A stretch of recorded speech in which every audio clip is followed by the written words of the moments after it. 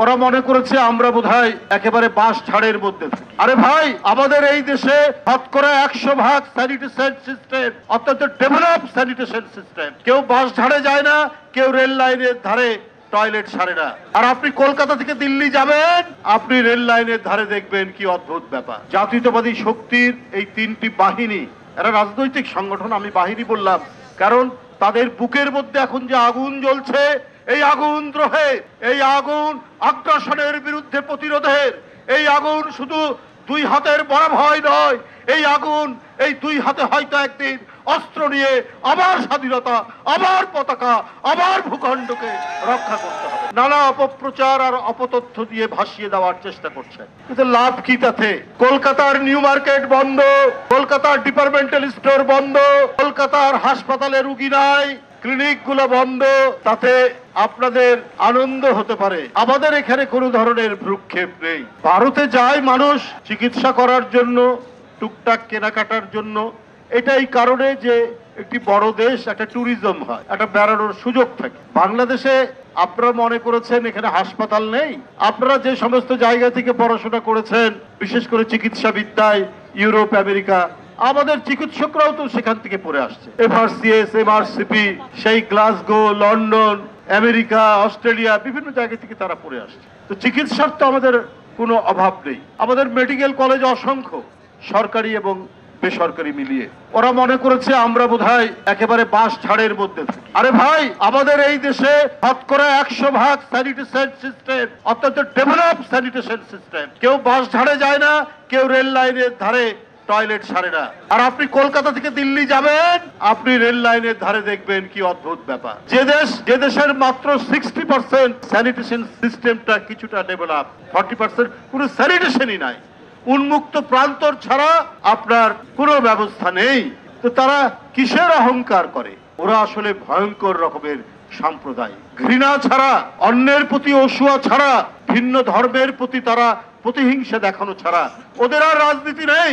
ওদের রাজনীতি শেষ হয়ে গেছে। তাই এখন পেয়েছে শেখ হাসিনাকে। শেখ হাসিনা পলাতক, বাংলাদেশ ছেড়ে তাকে চলে যেতে হয়েছে।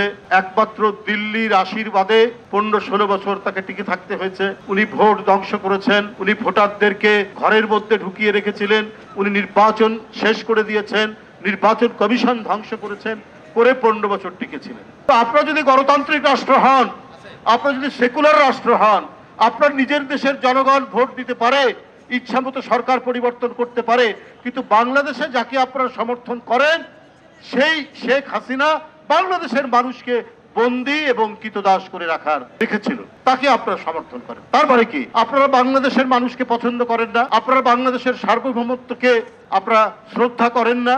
বাংলাদেশের স্বাধীনতাকে আপনারা শ্রদ্ধা করেন না? তাহলে আপনারা হাসিনাকে সমর্থন দিয়েছেন কেন? এই 15 বছর জনগণের প্রবল স্রোতের কাছে হাসিনা পালিয়ে গেলেন। সেই হাসিনাকে ফেরানোর জন্য শাসক গোষ্ঠী, মানে ভারতের শাসক শ্রেণী যা করছেন, এটা পৃথিবীর ইতিহাসে এবং রাষ্ট্রবিজ্ঞানের ভাষায় একবারে সরাসরি আগ্রাসন ছাড়া আর কিছু নয়। ওরা এত মন খারাপ কেন শেখ হাসিনার জন্য? কারণ ভুটান তাদের সাথে নেই, নেপাল নেই, পাকিস্তান নেই, শ্রীলঙ্কা নেই, ছোট্ট একটি দ্বীপ রাষ্ট্র মালদ্বীপ তাদের সাথে নেই। ওদের সাথে কেউ বন্ধুত্ব করতে পারে না, কারণ ওরা মুখে যাই বলুক, ধর্মনিরপেক্ষ বলুক আর সেকুলার বলুক, ওদের মনের ভিতরে হচ্ছে কট্টর হিন্দুত্ববাদী হিংসা ছাড়া ওদের মধ্যে কিছু নেই। আমি শাসক শ্রেণী ভারতের বলি, আপনারা বাংলাদেশে বলছেন সংখ্যালঘু নির্যাতন। তো সংখ্যালঘু নির্যাতনের ফলাফল কি? আমি তো দেখলাম এখানে ইসকনের দ্বারা একজন আইনজীবী মারা গেলেন, রক্তাক্ত পন্থায় কুপিয়ে কুপিয়ে হত্যা করে মারা, সাইফুল ইসলাম। কই আপনাদের ওখানকার যে শুভেন্দু, তারপরে আরো কিছু বিন্দু টিন্দু যারা রয়েছে, তারা তো এই ব্যাপারে একটা কথাও বললেন না, একটা আওয়াজ পর্যন্ত তুললেন না। মানুষ মারা গেল তো বাংলাদেশের মানুষ, সে মুসলিম, একজন আইনজীবী, তাকে মেরে ফেলা হলো, কোনো কথা নেই। তাহলে প্রতিদিন বাংলাদেশে সংখ্যালঘু নির্যাতন দিল্লি থেকে কলকাতা পর্যন্ত, এই যে এক ভয়ঙ্কর মিথ্যা কথার বেষ্টনী তৈরি করে গোটা বিশ্বকে বিভ্রান্ত করার যে প্রচেষ্টা চালাচ্ছেন, সেটাতে কোনো লাভ হবে? আপনারা মনে করেছেন ভিসা বন্ধ করে বাংলাদেশের মানুষকে আসতে না দিয়ে, তো আপনারা তো বাংলাদেশের উপকার করেছেন। বাংলাদেশ বিলিয়ন বিলিয়ন ডলার খরচ করতো, বিলিয়ন ডলার পাচারও হবে না, আর আমাদের ডলার গুলো সেখানে যাবে না। যে সমস্ত আমরা খাদ্যপণ্য আনতাম, চাল, পেঁয়াজ, চিনি, রসুন, আদা, এখন এদেশের লোকরা তারা আরো বেশি প্রচেষ্টা নিয়ে শ্রম দিয়ে সেগুলো উৎপাদন করবে, আমাদের ডলার সেখানে যাবে না, আমাদের ফরেন রিজার্ভ আরো বাড়বে, তো এটা তো আমাদেরই লাভ হলো। আগে গ্লোবালাইজেশনের কারণে এই ঠিক আছে যে দেশের উদ্বৃত্ত বেশি সেখান থেকে কিনে নিয়ে আসা হবে, আমাদের কাছ থেকেও। আমাদের বাংলাদেশে যে উন্নত মানের এবং সুস্বাদু ইলিশ মাছ পাওয়া যায়, সেই ইলিশ মাছের জন্য ভারতের লোকরা কাতর হয়ে থাকে যে বাংলাদেশের ইলিশ। তো বাংলাদেশের ইলিশ নেন কেন? বাংলাদেশের ইলিশের জন্য আপনাদের প্রাণ একেবারে ফেটে যায়। বন্ধুরা আমার, এরা হচ্ছে অত্যন্ত, আমি আগেই বলেছি, বিদ্বেষ পরায়ণ। এরা বাংলাদেশের মানুষকে মোটেই পছন্দ করে না।